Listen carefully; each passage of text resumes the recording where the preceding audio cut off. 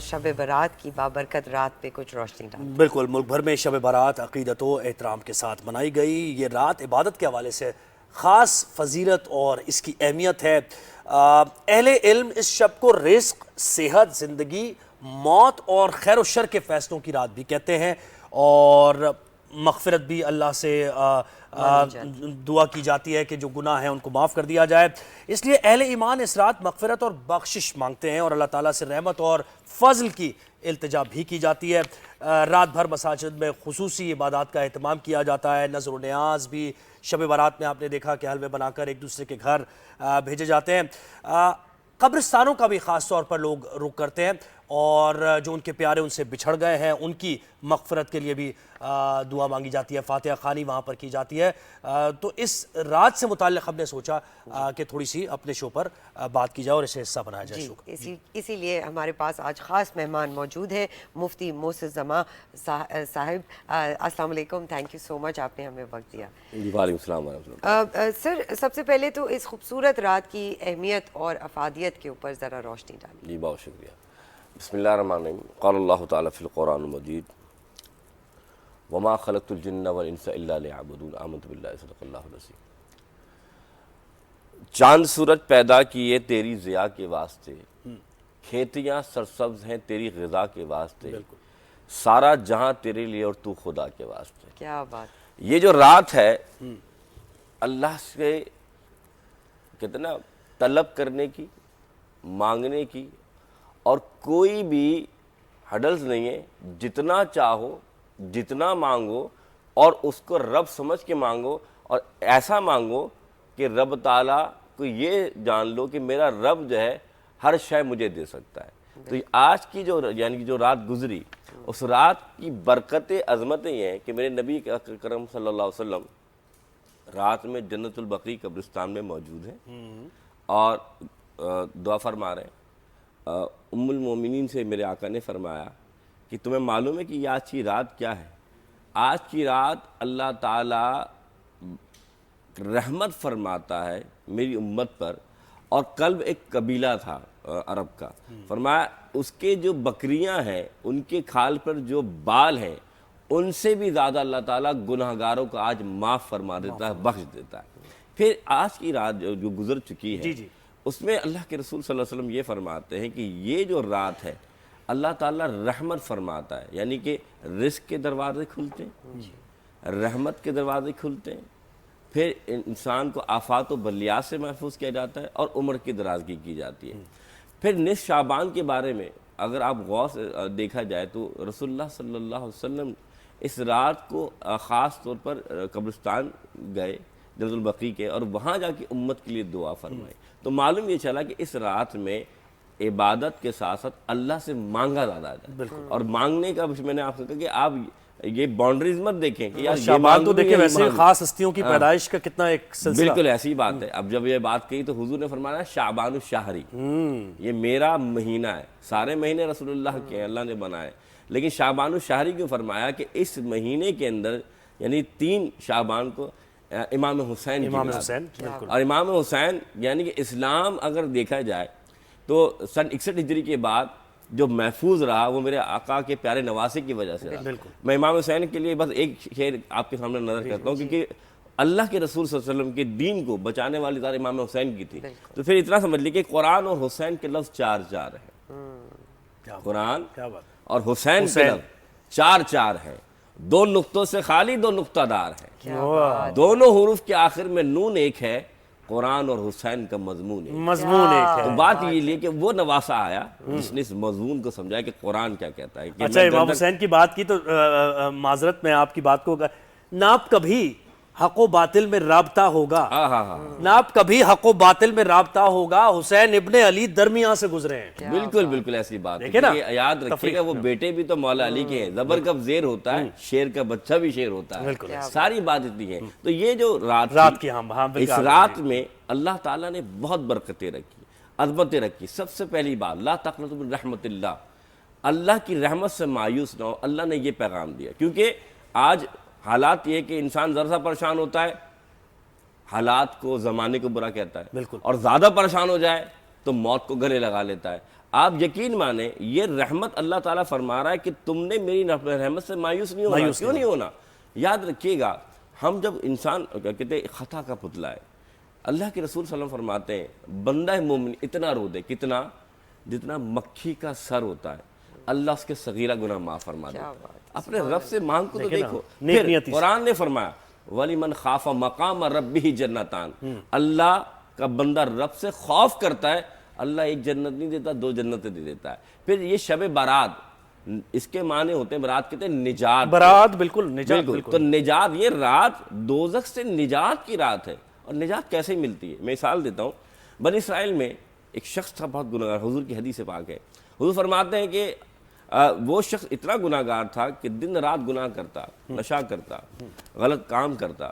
جب مرا تو حضرت موسیٰ علیہ السلام کی امتیوں نے کیا کیا, اسے کوڑے میں ڈال دیا. اب میں بتا رہا ہوں اللہ رحم کتنا کرتا ہے اپنے بندوں پر.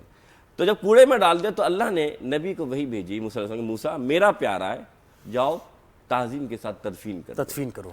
جب گئے امت نے کہا نبی اللہ یہ تو بہت گناہگار ہے, اس کو تو معروف ہے یہ تو بہت خطا کار ہے. فرمایا میرے رب کا حکم, ہمیں وہ کرنا جو رب نے فرمایا. تدفین کر دی. کلیم اللہ تھے, اللہ سے کلام کرتے تھے, اللہ کے پاس پہنچے, مولا تیرا حکم تھا مان لیا, لیکن مولا اس نے ایسا کیا کیا جو تیرا پیارا ہو گیا. تو آپ کسی کو جج نہیں کر سکتے کہ یار یہ فلاں کام کرتا ہے اس لیے برا ہوگا. اللہ لا ينظر الی اجسامکم لا ينظر الی صورکم ولکن ينظر الی قلوبکم, قال علیہ السلام, اللہ تمہاری چہروں کو, صورت کو, لباس کو نہیں دیکھتا, وہ دل دیکھتا ہے. اب بتانا کیا چاہتا ہوں, جب اللہ سے یہ فریاد کی بتایا تو موسیٰ علیہ السلام سے رب نے فرمایا موسیٰ بہت گناہ گار تھا, لیکن اس کا ایک عمل وہ بہت پیارا ہو گیا. وہ یہ تھا رات کو وہ اپنے ان حالت میں آ رہا تھا جو گناہ کرتا ہے, لیکن جب راستے میں دیکھا تو ایک نالے میں کتے کے بچے کی آواز آ رہی تھی اور وہ ڈوب رہا تھا. اس نے یہ نہیں دیکھا کہ یہ نالے میں گندگی ہے, نجاست ہے, میرے کپڑے جو بڑے قیمتی ہیں خراب ہو جائیں گے, میرا جسم جتنا پاک ہو سکتا خوشبو لگا خراب ہو جائے گا. وہ اس نالے میں کودا, اس کو باحفاظت نکالا اور اس کو محفوظ جگہ رکھ دیا. موسیٰ کتا بھی میری مخلوق, دیکھیں نا پھر انسانی جان کی انسان بھی میری مخلوق, وہ مخلوق ہو کر میری مخلوق پر رحم کرے تو کیا میں خالق ہو کر اس پر رحم کروں؟ اس پر رحم بالکل ایسے ساری بات. مفتی صاحب یہ بھی تھوڑی اس کو کلیئرفیکیشن دیجیے گا, وضاحت دیجیے گا. کئی دفعہ لوگ کہتے ہیں کہ جی اس رات پہ آپ, اس دن پہ آپ قبرستان نہیں جانا چاہیے, کچھ لوگ کہتے ہیں جی جانا چاہیے. تو اس پہ ذرا کلیئرفیکیشن. دیکھیں یہ واضح حدیث ہے, اور واضح حدیث یہ ہے کہ, اور مستند حدیث ہے کہ رسول اللہ صلی اللہ علیہ وسلم جنت البقیع میں تھے. اما عائشہ صدیقہ تعالیٰ عنہا انہیں ڈھونڈتے ہوئے آئیں, انہوں نے دیکھا تو رسول اللہ صلی اللہ علیہ وسلم دعا بھی فرما رہے تھے ایک روایت میں, اور ایک روایت میں سجدے میں بھی تھے. تو اب یہ بات کہ رات میں قبرستان جانا حضور کی سنت ہوگی, کیونکہ جنت البقیع قبرستان ہے, تو یہ بات تو کلیئر. لیکن قبرستان جا کر آپ نے خرافات میں نہیں پڑ جانا, جو عام طور پہ لوگ کو کہتے ہیں کہ بھائی قبرستان جا کر وہاں دعا کرنی ہے, احسال ثواب کرنا ہے, آپ کے علاوہ کی نہیں, اور احسال ثواب کر کے یہ رات میں نے کیا کہ مانگنے کی رات ہے. اور پھر میں نے جو آیت آپ کی شروع میں پڑھا وما خلقت الجن والانس الا لیعبدون, ہم نے تمہیں نہیں پیدا کیا مگر پیدا کیا اس لیے کہ تم ہماری عبادت کرو. آپ آج اب رب تعالیٰ مانگ رہے بندہ مجھ سے سجدے میں مانگے تو صحیح, تو آپ قبرستان جائیں, لیکن یاد رکھیے گا ہم اس کو اتنا فرض کر دیتے ہیں کہ جو فرائض ہے وہ چھوڑ کر ہم قبرستان کو. اچھا, اور یہ کیا جیسے حلوے بنا کے مٹھائی تقسیم ایک دوسرے میں کرتے ہیں, اس کی کوئی وجہ ہے اس کی, یا پھر یہ ایک فیسٹیوٹی ہے؟ یہ فیسٹیول تو نہیں, یہ احسال ثواب کا طریقہ ہے. یاد رکھیے گا میٹھا سنت رسول بھی ہے, لیکن آپ اپنے جو یعنی جو آپ کے رشتہ دار اب اس دنیا میں نہیں رہے, جب آپ صدقہ کرتے ہیں تو یاد رکھیے گا 3 چیزیں ایسی ہیں جو دنیا میں بندہ رہے نہ رہے ثواب ملتا رہتا ہے. ایک نیک اولاد, دوسرا علم, اور تیسرا صدقہ. تو جب آپ یہ اس طریقے سے ننگر کرتے ہیں, نیاز کرتے ہیں اور ثواب بھیجتے ہیں, تو یہ آپ کے جو, کیونکہ آپ نے خود بھی کھایا ہوگا اس کو بھی کھلایا ہوگا جو حقدار ہے, تو یہ صدقہ کرنا ان کا ثواب بن جاتا ہے. تو اس میں کوئی ممانعت نہیں, لیکن فاتحہ کر کے آپ, لیکن اس میں یہ بھی نہیں کہ سارا دن آپ حلوہ بنانے میں لگے اور رات کو عبادت کرنا بھول گئے. آپ بالکل نظر و نیاز کیجیے, اشارہ, لیکن عبادت اور دعا بھی مانگیے. صحیح ہے. اور اللہ سے تعلق جوڑنے کا کتنا کیونکہ یہ ریفریشر ہے ایک طریقے سے, ویسے تو 5 وقت کی نماز ہے, آپ اللہ سے ظاہر ہے مانگتے ہیں اور اس کے. دیکھیں میں آپ کو مثال دیتا ہوں, اللہ کی رحمت, حضور فرماتے ہیں اللہ کی رحمت پہلے آسمان دنیا پر آتی اور پھکارتی, جیسے ہم کہتے ہیں نا اعلان ہوتا ہے, کوئی ہے جو مجھ سے مانگے بخشش میں بخش دوں, کوئی ہے جو چاہے کہ میرے میں فراوانی کر دوں، دنیا سے مانگ رہا ہوں، آج میں تمہارے سامنے موجود ہوں، مانگو رزق بڑھا دوں گا۔ کوئی ہے جو چاہتا ہے عمر کو دراز کر دوں، آج مجھ سے مانگو میں عمر دراز کر دوں گا۔ تو یہ رات اتنی فضیلت والی بات، اور رات کے ساتھ ساتھ یہ جو دن گزر رہے ہیں شعبان کے، یہ ہر دن رحمتوں والے ہیں، برکتوں والے ہیں، کیونکہ حضور نے فرمایا یہ میرا مہینہ، میرا مہینہ، اور پھر آپ دیکھیں رمضان، بالکل، کیونکہ دیکھیں آمد رجب، شعبان، رمضان، یہ تینوں حرمت والے مہینے، اور حضور صلی اللہ علیہ وسلم کثرت سے اس مہینے میں روزہ رکھا کرتے تھے۔ وجہ یہی تھی کہ جب ایک مسلمان سنت کی طرف عمل کرے گا پھر وہ فرض کو نہیں چھوڑے گا۔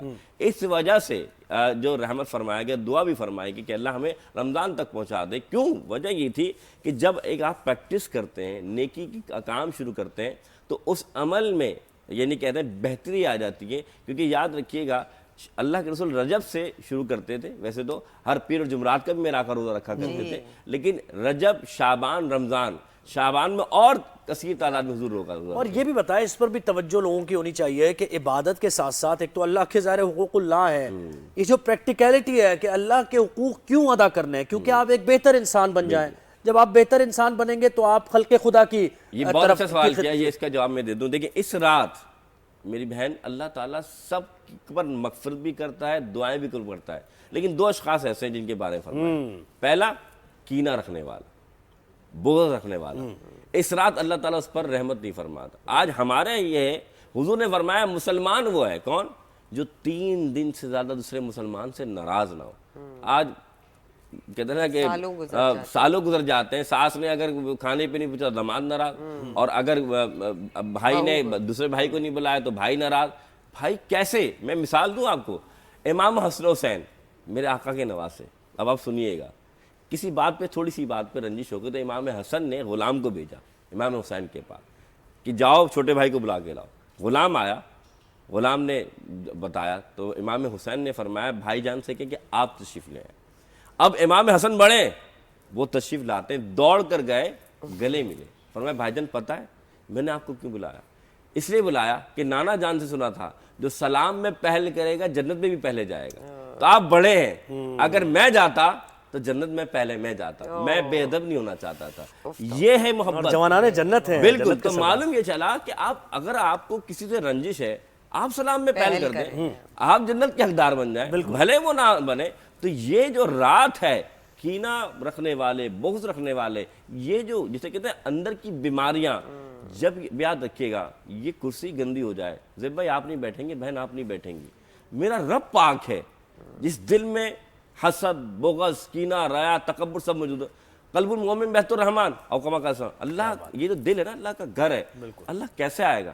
جس میں حسد بھی ہوگا، تکبر بھی ہوگا، لوگوں کے لیے کینہ بھی ہوگا، لالچ بھی ہوگا، لالچ بھی ہوگا، پھر اس دل کو صاف کرنا ہوگا۔ جب یہ گھر صاف ہوگا، عام بندہ گندے گھر میں نہیں جاتا، تو رب تو پاک رب، بالکل، بہت اچھی بات کیا بات کی ہے مفتی محسن الزمان صاحب، بہت شکریہ، آپ نے ہمیں وقت دیا اور اور بہت ہی اچھی باتیں کرتی، میرے تو آنکھوں میں آنسو آ جاتے جب آپ کی باتیں سنتی ہوں۔ تو بھائی دیکھیں نا، یہی کہتے ہیں کہ submit your will to Almighty Allah, یعنی اللہ سے جب آپ مانگیں، مانگنے کا طریقہ بھی یہ ہے کہ یا اللہ تو وہ کر جو میرے حق میں بہتر ہو۔